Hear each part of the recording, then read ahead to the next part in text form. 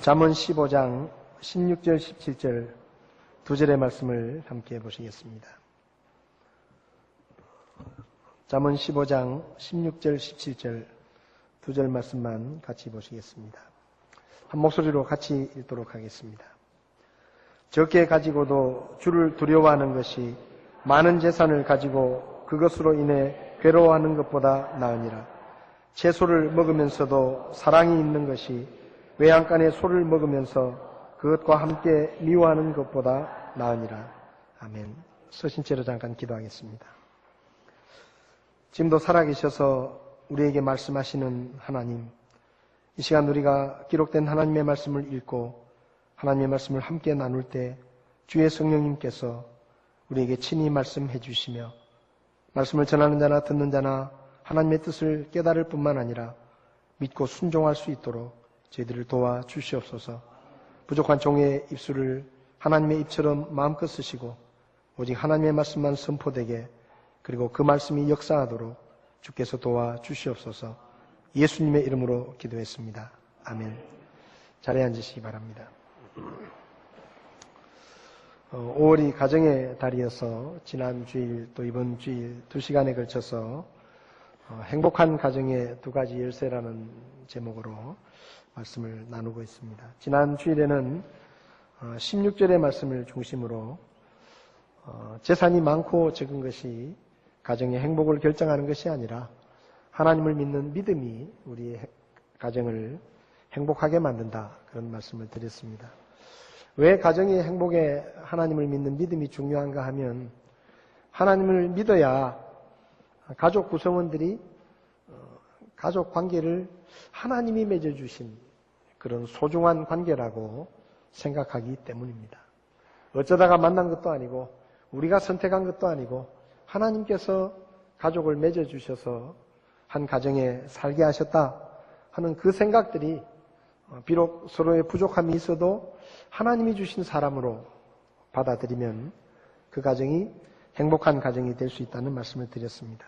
그리고 또 하나님을 믿는 믿음이 있어야 우리의 가정이 세상의 흐름이나 세상의 가치관을 쫓지 않고 하나님의 말씀이 가르치신 대로 각자가 제 역할과 책임을 다함으로 성경적인 가정을 세울 수 있어서 그것이 가정을 복되게 한다라는 말씀을 드렸습니다. 오늘은 17절 말씀을 중심으로 가정이 행복하기 위해서는 사랑이 있어야 한다 하는 말씀을 드리려고 합니다. 행복한 가정의 두 번째 열쇠는 사랑입니다. 이 가정이 사랑이 있어야 행복하다는 말은 성경뿐만 아니라 모든 사람들이 하는 이야기일 것입니다. 17절 말씀을 보면 채소를 먹으면서도 사랑이 있는 것이 외양간에 소를 먹으면서 그것과 함께 미워하는 것보다 나으니라 라고 말씀합니다. 행복한 가정은 사랑이 있어야 합니다. 무엇을 먹느냐? 좋은 음식을 먹느냐 아니면 좀 좋지 못한 음식을 먹느냐 하는 것은 물론 차이는 있겠지만 그것이 우리의 가정의 행복을 결정하는 것은 아닙니다. 좋은 음식을 먹으면 건강은 좀 더 좋을 수 있죠. 기분도 더 좋을 수 있고. 그렇지만 그것이 꼭 가정의 행복을 좌우하는 것은 아닙니다. 지난주에 말씀드린 것처럼 재산이 많고 아무리 좋은 음식을 먹더라도 그 식탁에서 앉아있는 가족들이 서로 미워하는 마음을 가지고 음식을 나눈다고 하면 그 가정이 어떻게 행복하다고 말할 수 있겠습니까? 산의 진미를 먹더라도 서로 미워하고 사랑이 없으면 그 가정은 결코 복된 가정이 될 수가 없습니다. 여기 잠언의 말씀은 솔로몬이 기록한 말씀인데, 솔로몬은 한마디로 말하면 당시의 왕이었기 때문에 이 세상에서 좋다는 음식은 아마 다 먹어보았을 것입니다. 최고의 요리사를 불러서 최고의 재료를 가지고 세상에서 가장 좋고 맛있고 귀한 음식을 먹어보았을 것입니다. 그런데 그 솔로몬이 결론적으로 말하기를, 채소를 먹느냐 소갈비를 먹느냐, 그게 그렇게 가정의 행복에는 별로 중요하지가 않더라 가정이 행복하려면 사랑이 있어야 되겠더라 하고 솔로몬은 기록하고 있습니다. 사랑이라는 것이 우리의 인생에 얼마나 중요한가라는 것을 굳이 성경이 아니더라도 사랑이라는 말의 뜻을 살펴보면 잘 알 수가 있습니다. 영어로 사랑을 love라고 합니다. love. 근데 이 말은 라틴어의 루베레라는 말에서 기원이 됐는데 이 라틴어의 뜻은 뭔가 하면요. 기쁘게 한다라는 말입니다. 사랑은 기쁘게 한다. 그러니까 이 말의 뜻이 벌써 사랑이 있으면 누군가를 기쁘게 할 수 있지만 사랑이 없으면 기쁘게 할 수 없는 거예요. 그러니까 사랑이라는 것이 있으면 기쁘게 할 수 있고 없으면 기쁘게 하지 못합니다. 우리 가정에 사랑이 있으면 가족들이 서로를 기쁘게 할 수 있지만 사랑이 빠져버리면 아무도 다른 사람을 기쁘게 할 수가 없는 것이죠. 또 사랑이라는 우리말은 여러 가지 견해들이 있지만은 가장 유력한 견해가 국어학자 양주동 박사가 주장하는 것인데 우리말 사랑은 한자어의 사량이라는 한자어에서 왔다. 생각사의 헤아릴 양인데 다시 말하면 사랑이라는 말은 많이 생각한다는 말입니다. 사랑하면 많이 생각하게 된다는 거예요. 사랑을 하면 그냥 어떤 사람을 알고 몇 번 만날 때는 별로 생각이 안 나다가 그 사람을 사랑하면 점점 그 사람을 생각하는 시간이 많아지고 양도 많아지고 어떨 때는 눈만 뜨면 그 사람 생각이 납니다. 그게 사랑이에요. 아멘 하신 분은 그 느낌을 아시는 것 같습니다.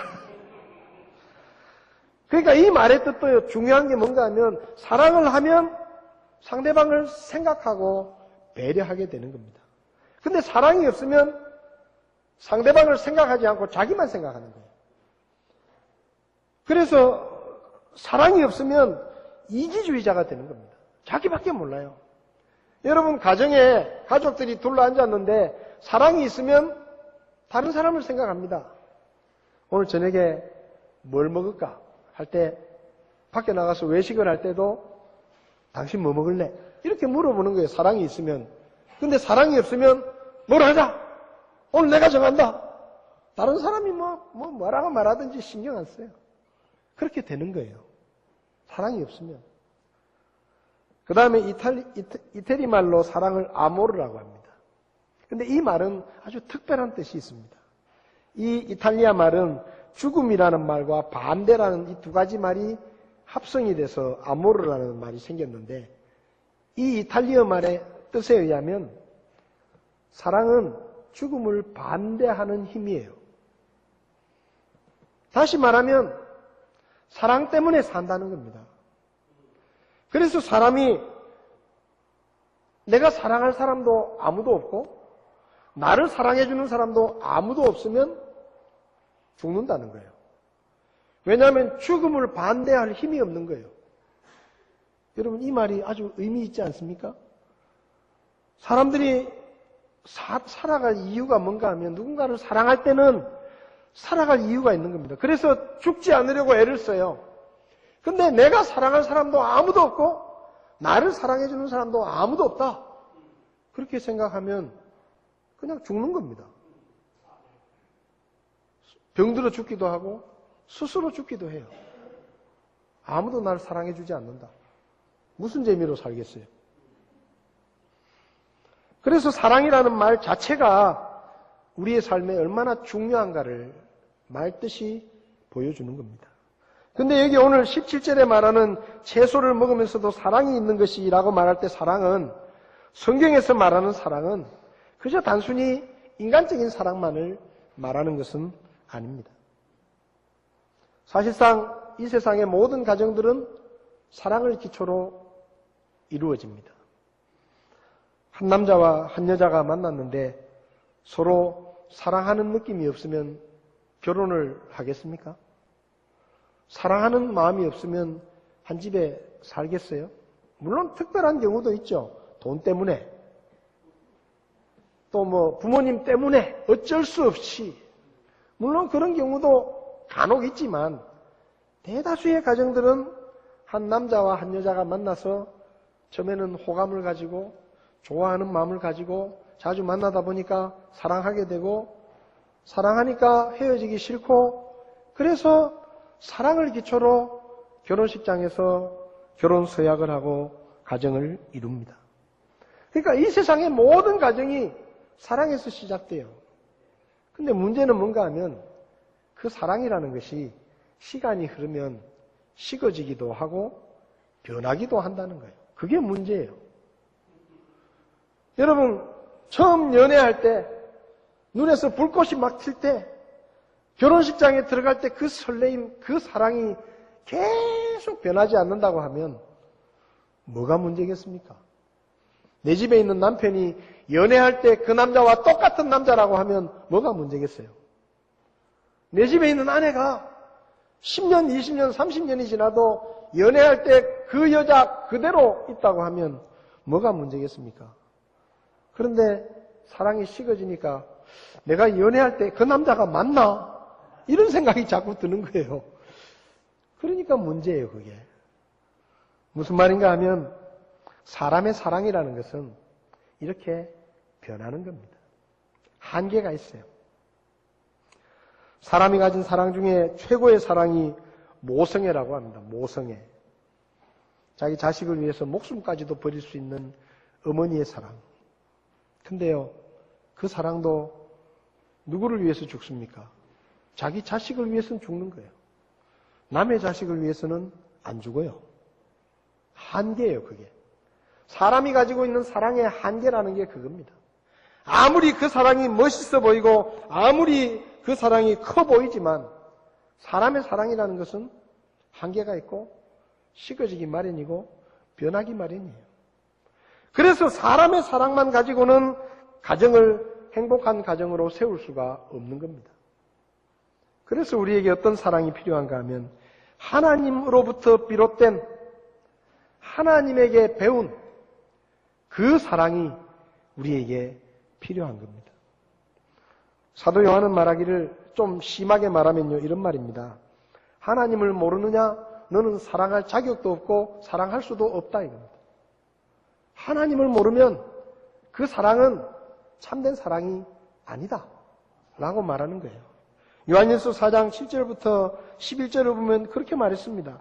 사랑하는 자들아 우리가 서로 사랑하자. 사랑은 하나님께 속한 것인즉 사랑하는 자마다 하나님에게서 나서 하나님을 알고 사랑하지 아니하는 자는 하나님을 알지 못하나니 이는 하나님이 사랑이시기 때문이라. 사랑이 뭐냐? 하나님이 사랑이십니다. 그래서 그 하나님을 알지 못하면 사랑할 수도 없다라고 요한은 말하는 겁니다. 여러분, 하나님의 사랑을 아는 사람만이 다른 사람을 진심으로 사랑할 수가 있습니다.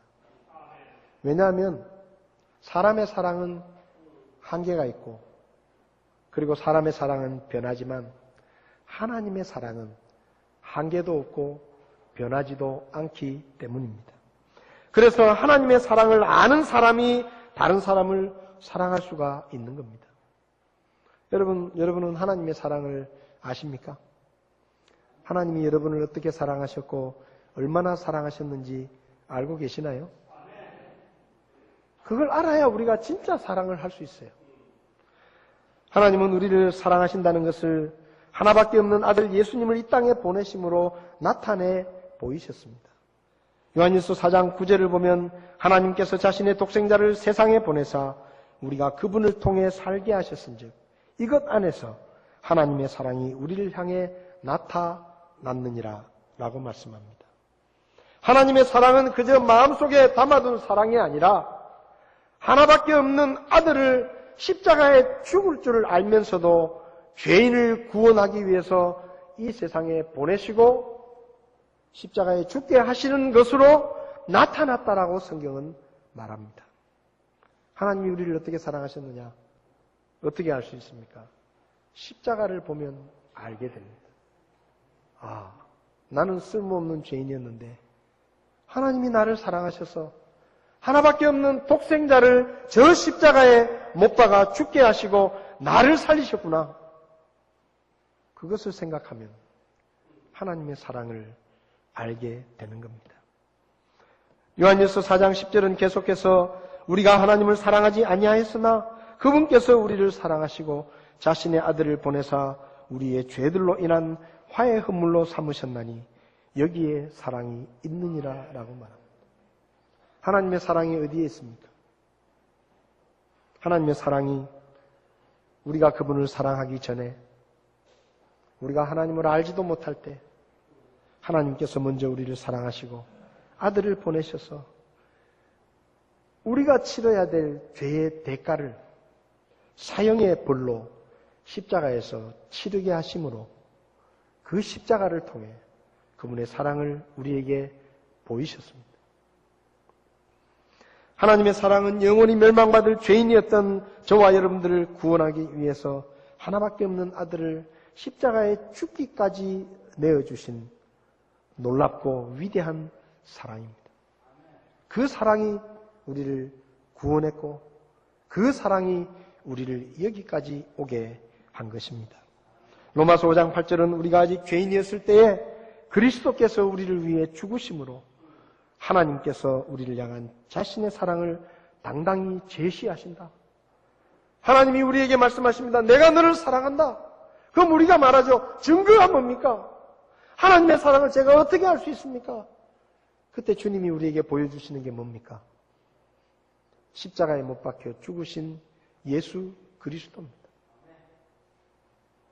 그분의 피 흘리심과 그분의 몸의 찢기심이 하나님이 얼마나 우리를 사랑하셨는지를 말이 아니라 행동으로 증명해 주고 계십니다. 이 사랑을 아십니까? 하나님이 여러분을 얼마나 사랑하시는지 아세요?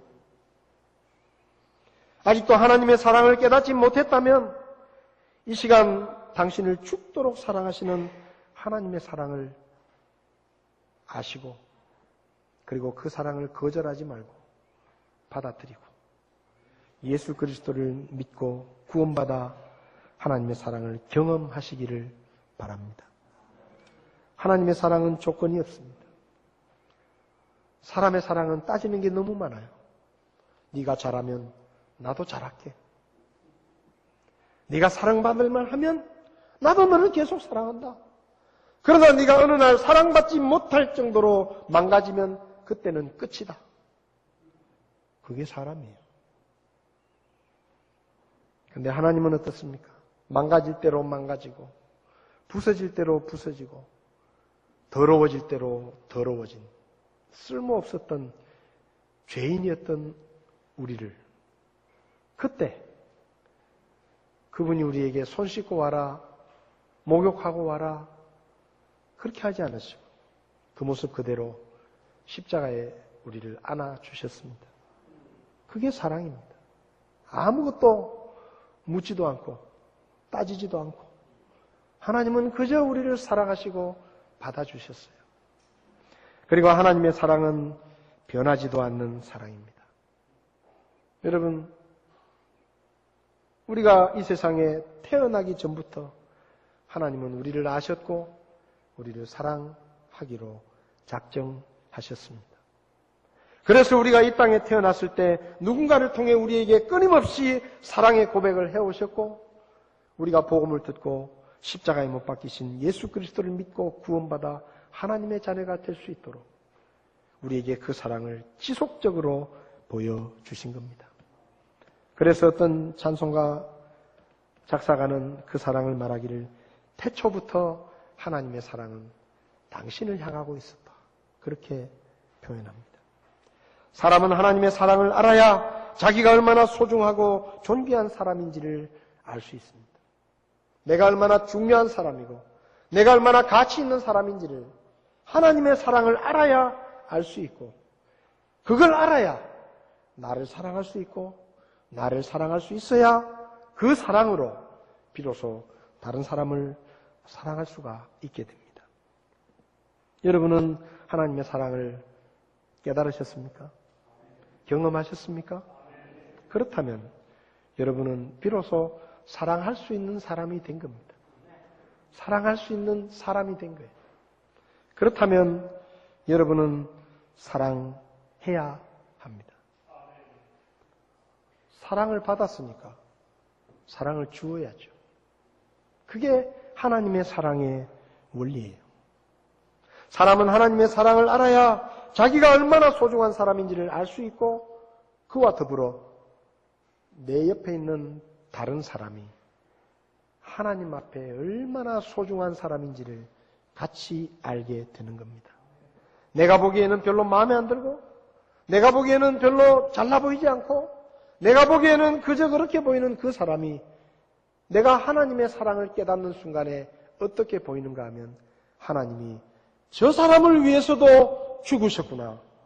하나님이 저 사람도 나를 사랑하는 만큼 사랑하시는구나 하는 것을 알게 되는 거예요. 그러면 그 사람이 다르게 보이는 거예요.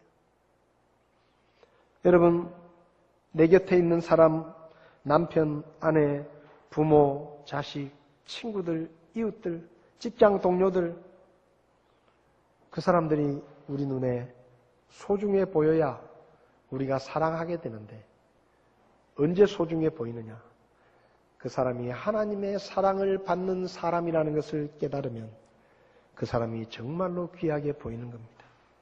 여러분, 그래서 어느 찬송가 작사가는 그렇게 썼습니다. 나의 힘으로 당신을 사랑할 수 없지만 하나님이 주신 그 사랑으로 당신을 사랑합니다. 여러분, 그래요. 우리의 가정에 사람의 사랑만 있으면 그 사랑은 언젠가 변하고 언젠가 식어지고 그리고 싸늘한 모습으로 변해서 우리가 등을 돌리게 만듭니다. 사람의 사랑만 있으면 그래요. 그러나 우리 가정에 하나님의 사랑이 있으면 누군가 하나님의 사랑으로 다른 사람들을 사랑하기 시작하면 그 사람이 귀하게 보이고 그 사람이 소중하게 보이는 겁니다. 변하지도 않고 식어지지도 않는 거예요. 여러분, 우리가 하나님의 사랑을 받았다고 하면 우리가 가정에서, 교회에서, 사회에서 우리가 사랑을 실천해야 되는 사람들입니다. 사랑받기를 바라는 사람이 아니라 내가 먼저 사랑을 해야 하는 사람이 우리예요. 그걸 우리가 알아야 돼요. 왜? 우리가 알았잖아요. 우리가 하나님의 사랑을 알았잖아요. 우리가 하나님의 사랑을 받았잖아요. 경험했잖아요. 그러니까 사랑을 아는 우리가 먼저 사랑하고 먼저 사랑을 시작해야 하는 겁니다. 근데 우리는 종종 너무 안타깝게도 다른 사람을 사랑하는데 익숙하지가 않습니다. 우리나라 사람들은 사랑을 표현하는데 인색합니다. 잘 안 돼요. 사랑하지 않는 게 아닌데 분명히 사랑은 하는데 사랑을 표현하는데 잘 못해요. 그래서 자꾸 사랑을 표현하는 게 좀 쑥스럽기도 하고 부끄럽다고 생각해가지고 자꾸 뒤로 미룹니다. 다음에 하지 뭐. 다음에 하지 뭐. 내일 하지 뭐. 제가 예전에 아침마당이라는 TV를 보니까 거기 결혼한 지 50년 된 부부가 나왔는데 그 할머니에게 사회자가 할아버지한테 소원이 뭡니까? 얘기해 보세요. 그러니까 내 평생 저 입에서 사랑한다는 말 한 번도 못 들어봤는데 내가 이 방송에서 내가 사랑한다는 말 한마디 들었으면 소원이었겠다. 그러니까 사회자가 할아버지에게 마이크를 딱 대면서 할아버지, 할머니 50년 동안 같이 살았는데 어떻게 사랑한다는 말 한마디도 안 했냐고. 소원이라는데 좀 사랑한다는 말 한마디 해주라고. 그러니까 그 할아버지가 한참을 생각하더니 한마디를 딱 했는데 그거 꼭 말해야 하나? 그거 꼭 말해야 하나? 말해야 합니다. 말 안 하는데 어떻게 알아요? 사랑한다는 말 안 하는데 어떻게 알아요? 여러분, 하나님이 내 너 사랑한다, 네가 구원받았으면 좋겠다 말만 마음속에만 담아두고 있었고 예수님을 십자가에 죽게 하지 않으셨다면 우리가 그 사랑을 어떻게 합니까? 말해야 하는 거예요. 표현해야 하는 거예요. 근데 우리는 그걸 잘 못해요. 자꾸 뒤로 미루죠. 베드로전서 4장 7절 8절을 보면 이렇게 말합니다. 오직 모든 것의 끝이 가까이 왔으니 그러므로 너희는 정신을 차리고 깨어 기도하라. 무엇보다도 너희끼리 뜨거운 사랑을 품으라. 사랑은 허다한 죄를 덮느니라. 베드로가 말합니다. 모든 것이 끝이 가까이 왔다. 그러니까 정신을 차리고 깨어 기도해라. 그렇게 말했어요. 그 다음에 한 말이 뭡니까? 무엇보다도 너희끼리 뜨겁게 사랑해라. 언제요? 다음이 아니라 지금. 오늘 끝이 가까웠는데 왜 미루고 있느냐? 지금 오늘 뜨겁게 사랑하라고 말합니다. 가정 안에서 사랑한다고 표현하면서 사십시오. 자꾸 미루지 말고요. 자꾸 사랑한다는 말을 뒤로 미루다가 사랑하는 시간을 놓칠 수도 있습니다. 사랑하는 누군가를 떠나보낼 준비도 하지 못한 채 떠나보낼 수도 있습니다. 그래서 그때 비로소 내가 더 사랑하지 못했구나 하고 후회할 수도 있습니다. 우리가 왜 지금 우리 곁에 있는 가족들을 사랑해야 합니까? 왜 우리가 지금 오늘 이 시간에 내 옆에 있는 형제와 자매들을 사랑해야 합니까? 지난달 16일에 세월호 여객선이 침몰해서 300명이 넘는 많은 생명들이 사랑하는 가족들 곁을 떠났습니다. 우리 마음이 더 안타까운 것은 그 누구도 그들을 떠나보낼 준비를 하지 못한 채 그들을 떠나보냈다는 사실 때문입니다. 아침에 엄마 수학여행 잘 갔다 올게 하고 나갔던 딸이 차디찬 시신으로 돌아올 줄을 누가 알았겠습니까? 사고를 당해서 침몰해가는 배 안에서 희생자들이 가족들에게 보낸 메시지들이 알려져서 우리 마음이 더 아팠습니다. 엄마, 내가 말을 못할까봐 보내는데 사랑해. 우리 이러다가 진짜 죽을 것 같다. 내가 잘못한 것 있으면 다 용서해라. 다들 사랑합니다. 누나, 배가 이상해. 응, 뭔 소리야? 쿵 소리가 났어. 누나 사랑해. 그동안 못해줘서 미안해. 엄마한테도 전해줘. 사랑해. 무슨 소리야 그게? 전화 좀 받아봐. 전화가 잘 안 터져. 나 아빠한테 간다. 여러분, 배가 침몰해가는 삶의 마지막 순간에 그들이 보낸 메시지가 왜 모두 사랑에 관한 것일까요? 왜 사랑한다는 말이 있을까요? 그게 뭔지 아세요? 좀 더 사랑한다는 말을 하고 살았어야 되는데 그동안 많이 못한 것 같아서 미안해서 사랑한다는 말을 마지막 문자로 남긴 겁니다. 2001년 9월 11일 미국 역사상 가장 참혹했던 9.11 테러가 일어났는데 수많은 사람들이 죽었습니다. 근데 그때도 그 테러의 현장에서 희생자들이 남긴 마지막 통화가 사랑한다는 말이었습니다. 여보 사랑해. 뭔가 엄청난 일이 벌어진 것 같아. 근데 나는 아마 살 수 없을 것 같아. 여보 사랑해. 애기들 잘 부탁해. 31살의 스튜어트 멜처라는 사람이 그 무역센터 안에서 자기 아내에게 남긴 문자입니다. 사랑해. 월드 트레이드 센터에 지금 있는데 이 빌딩이 지금 뭔가에 맞은 것 같아. 내가 여기서 빠져나갈 수 있을는지 모르겠어. 여보 정말 당신을 사랑해. 살아서 당신을 다시 봤으면 좋겠어. 안녕.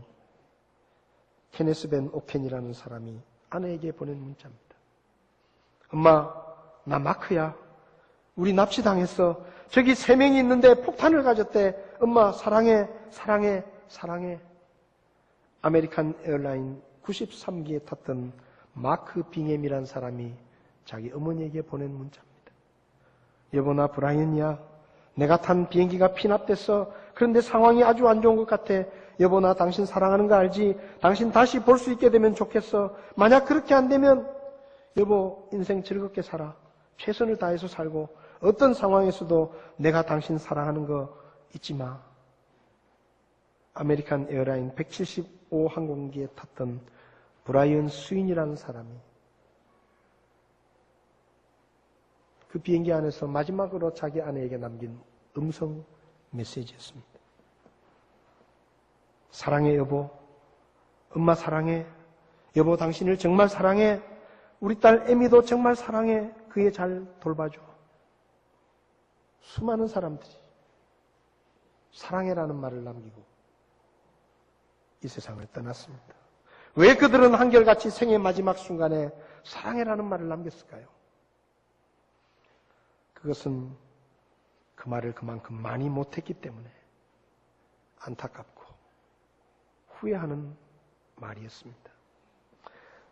9.11 테러가 지난 10년이 지난 해에 희생자들이 가족들을 모아서 그들이 희생자들에게 보내고 싶었던 편지글을 모아서 책을 출판했는데 그 책의 제목이 사랑하라, 더 뜨겁게 사랑하라라는 제목이었습니다.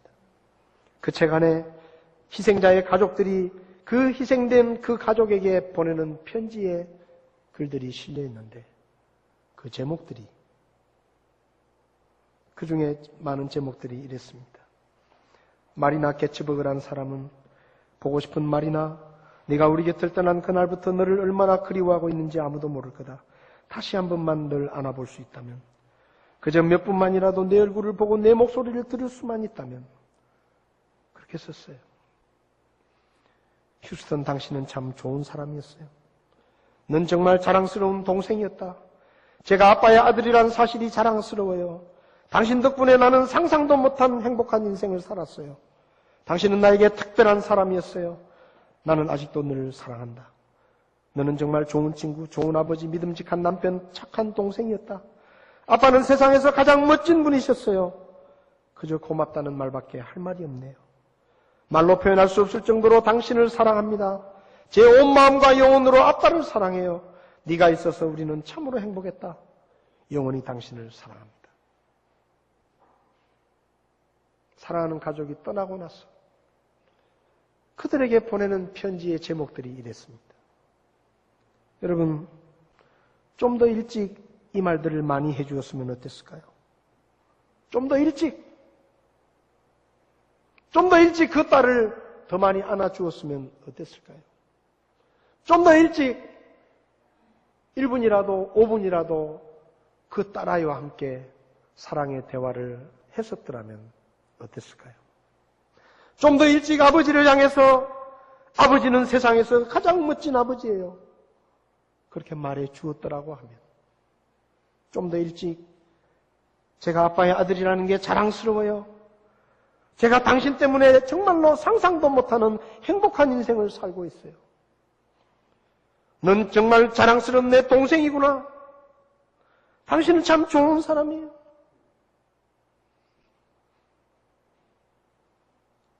고마워요. 네가 있어서 우리는 정말 행복했다. 난 아직도 널 사랑한다.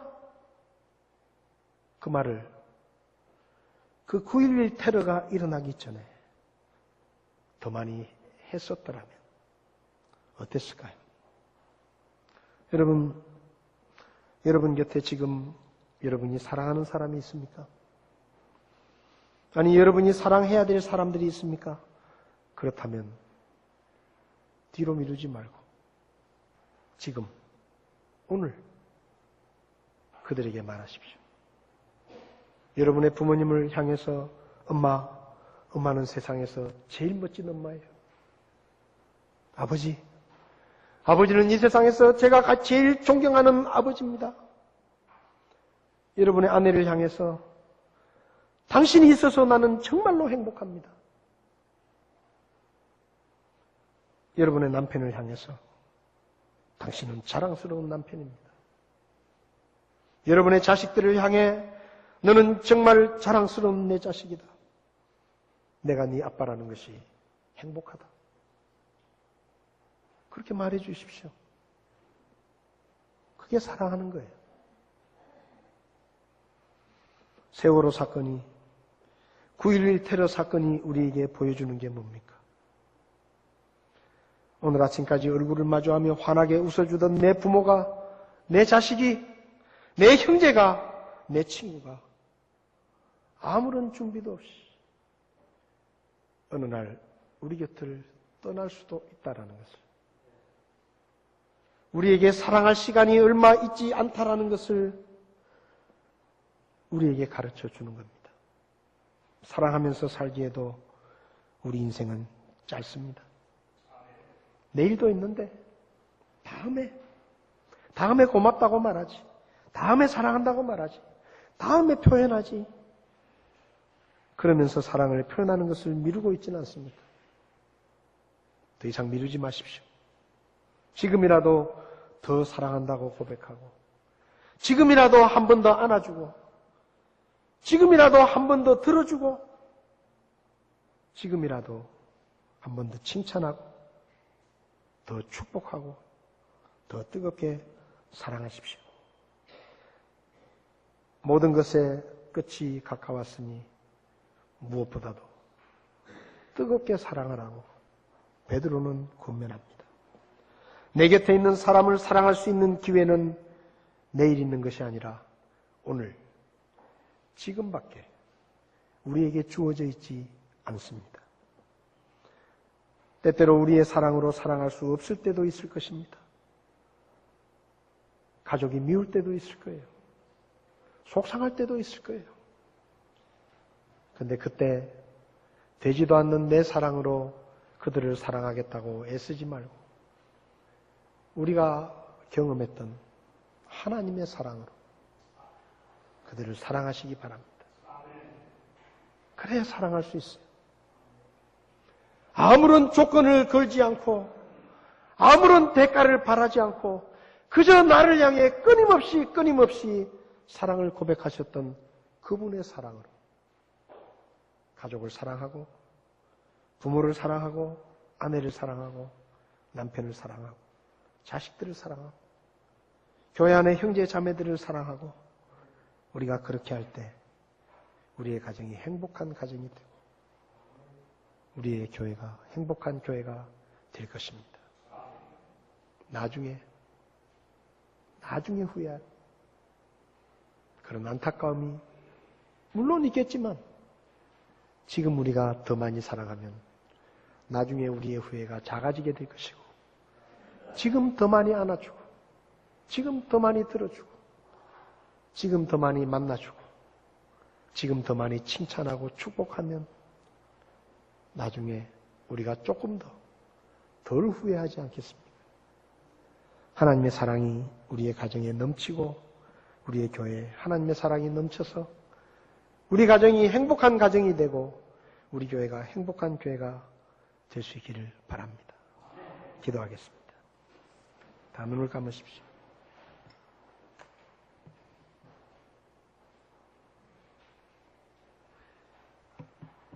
여러분은 집에서 어떤 아버지입니까? 어떤 어머니입니까? 어떤 남편이고 어떤 아내입니까? 어떤 아들이고 어떤 딸입니까? 하나님의 사랑을 경험하고 하나님의 사랑을 흘려보내고 있는 아버지, 남편, 어머니, 아내, 자식입니까? 아니면 하나님의 사랑을 받았으면서도 그 사랑을 실천하지 못하고 자꾸만 뒤로 미루고 있는 것은 아닙니까? 하나님이 여러분을 사랑하십니다. 여러분의 상처받고 망가지고 실패하고 죄로 더럽혀진 그 모습 그대로 하나님이 여러분을 사랑하십니다. 여러분 가운데 목사님, 오늘 설교를 들으며 제가 교회는 나왔지만 아직 예수님을 믿지 않습니다. 저도 하나님의 사랑을 받고 싶습니다. 저도 예수님을 믿겠습니다. 저도 하나님의 사랑을 받으면서 살기 원합니다. 저도 구원받기 원합니다. 제가 아직 예수님을 믿지 않는데 예수님을 믿고 구원받기 원합니다. 그런 분이 계시면 오른손을 잠깐 들어주시면 제가 기도해 드리겠습니다. 그런 분 계시지 않습니까? 하나님의 사랑을 경험하셨습니까? 십자가의 사랑을 경험하고 죄사함을 받은 확신이 있으십니까? 그 확신이 없다면 여러분은 아직도 그 사랑을 경험하지 못한 것입니다. 오늘 제가 예수님을 믿겠습니다. 그런 분 계시면 오른손을 잠깐 들어주시면 제가 기도해 드리겠습니다. 사랑하는 성도 여러분, 여러분은 하나님의 사랑을 알았고 경험했습니다. 우리의 말에서, 우리의 행동에서 하나님의 사랑이 흘러나가고 있습니까? 내 가족들에게, 아내에게, 남편에게, 부모에게, 아들과 딸에게 사랑한다고 고백한 적이 언제입니까? 미루지 마십시오. 오늘, 지금 사랑한다고 고백하십시오. 그리고 안아주십시오. 그리고 이야기를 들어주십시오. 그리고 칭찬하고 격려하고 축복하고 사랑한다고 말해주고, 그래서 우리의 가정이 하나님의 사랑으로 풍성한 가정이 되면 행복한 가정이 되고 우리의 교회가 행복한 교회가 되지 않겠습니까? 내 사랑으로는 할 수 없지만 주님이 가르쳐 주신 사랑으로 내가 그렇게 사랑하겠습니다. 지금보다 더 사랑하면서 살겠습니다. 하나님의 사랑을 실천하면서 살겠습니다. 그것이 여러분의 결심이라면 오른손을 들어 하나님 앞에 그 결심을 표현하고 하나님의 도우심을 구하시기 바랍니다. 제가 제 가족들을 더 사랑하겠습니다. 제 아내를, 제 남편을, 제 부모님을, 자식들을 더 사랑하겠습니다. 제 사랑이 부족했습니다. 제가 문제였습니다. 하나님 저를 도와주십시오. 그것이 여러분의 결심이라면 오른손을 들어 하나님 앞에 겸손하게 주님 저에게 사랑을 가르쳐 주십시오. 하나님의 한없는 사랑을 더 배우게 해주십시오. 그래서 그 사랑을 실천하게 해주십시오. 그렇게 주님 앞에 기도하십시오.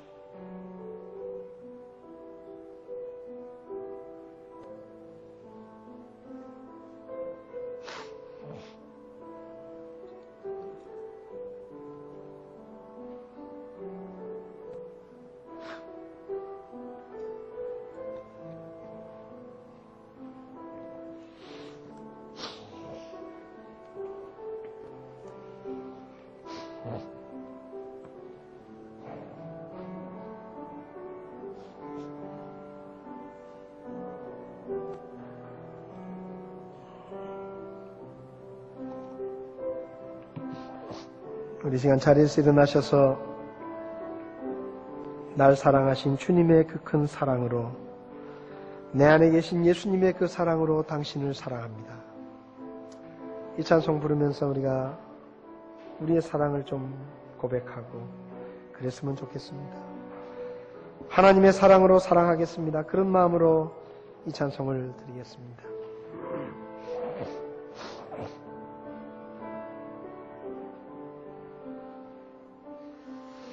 날 사랑하신 주님의 그 큰 사랑으로 내 안에 계신 예수님의 그 사랑으로 당신을 사랑합니다.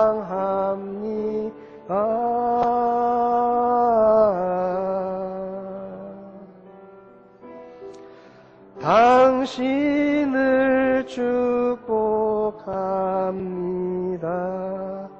나의 힘으로 당신을 사랑할 수 없지만 나의 힘으로 당신을 사랑할 수 없지만 나의 가진 모든 것으로 당신을 축복할 수 없지만 주님이 주신 크고도 놀라우신 그 사랑으로 당신을 사랑합니다.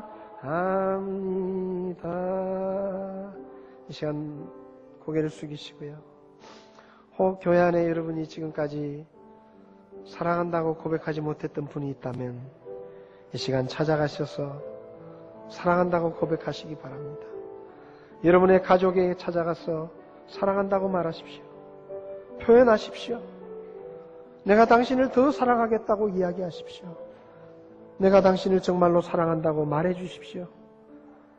우리 교회에 나오는 학생들에게, 청년들에게, 여러분 장년부들, 어른들이 사랑한다고 말해 보셨습니까? 내가 너 정말 사랑한다. 이 시간 그렇게 좀 말해 주십시오. 우리 교회 학생들에게, 청년들에게, 어른들이 다가가서 내가 너 사랑한다. 그렇게 좀 말해 주십시오. 잘못한다고 책망하지 말고, 못한다고 나무래지 마시고, 사랑한다고 말해 주십시오. 그것이 하나님의 사랑을 받은 우리가 살아가야 되는 삶의 모습입니다. 예배를 마치고 오늘 서로 사랑한다고 좀 고백하시기 바랍니다. 그렇게 하십시오. 고마우신 하나님, 우리는 사랑을 알지도 못했고, 우리는 나밖에 몰랐고, 우리는 나만 생각하며 살았는데 하나님께서 먼저 우리를 사랑해 주시고 하나님의 사랑을 통해 우리가 사랑을 배우게 하셨습니다. 하나님께 배운 그 사랑을 우리도 실천하며 살게 도와주십시오. 가정 안에서, 교회 안에서 하나님의 사랑을 실천하며 표현하며 우리의 사랑으로 다른 사람을 기쁘게 하며 우리의 사랑으로 서로를 격려하며 함께 세워가는 우리 가정과 우리 교회가 되게 도와주시옵소서. 우리 가정에 하나님의 사랑이 항상 넘치도록 우리를 도와주시옵소서. 우리에게 하나님의 사랑을 더 가르쳐 주시옵소서. 예수님의 이름으로 기도했습니다. 아멘.